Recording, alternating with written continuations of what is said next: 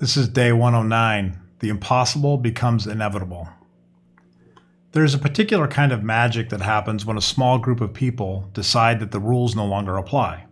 Not because they are reckless, but because the problem in front of them is too large to be solved by ordinary means. This is what happened in a nondescript wooden building at Bletchley Park during the Second World War, where a handful of mathematicians and cryptographers gathered under the technical leadership of Alan Turing to crack what many believed was an unbreakable code. The German Enigma machine generated 160 sextillion possible settings. The task was not just difficult, it was absurd. Any reasonable person would have looked at those odds and concluded that the work was just impossible.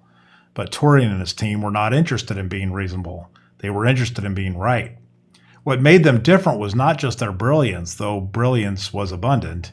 It was their willingness to abandon convention when convention stood in their way.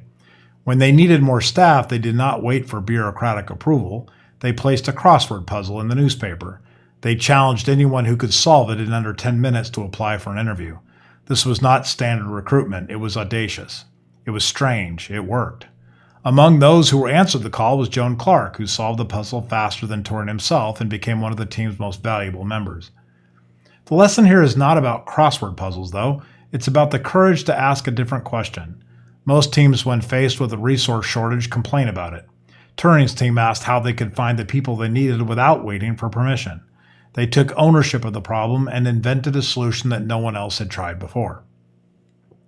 This is the posture that separates teams who achieve the impossible from teams who merely attempt it. It is not enough to work hard. It is not enough to be smart. You must be willing to break the rules that are slowing you down, even when those rules feel safe. You must be willing to take accountability to the extreme, to write directly to Winston Churchill, for example, when the bureaucracy fails you, to demand what you need and justify with clarity. Turing's team did exactly that. They bypassed the chain of command, explained their needs in plain terms, and Churchill granted their request immediately. The work continued. The war was shortened by years. Small teams attempting the impossible today face a similar choice. You can follow the established process and hope it delivers what you need, or you can take responsibility for the outcome and invent a new path. The second option is uncomfortable. It requires you to act before you feel ready. It requires you to move quickly, to test ideas that might fail, to ask for what you need without apology. It requires you to believe what the problem is worth solving, even when the odds suggest otherwise. The people in Hut 8 were not superhuman. They were eccentric, stubborn, and often difficult to work with. But they shared a common belief that the work mattered more than their comfort. They defined roles that played to their strengths. They moved with urgency. They protected their focus. They did not wait for inspiration. They began at first light and let momentum carry them forward. If you are part of a small team trying to do something that feels impossible, remember this. The work will not be easy. The path will not be clear.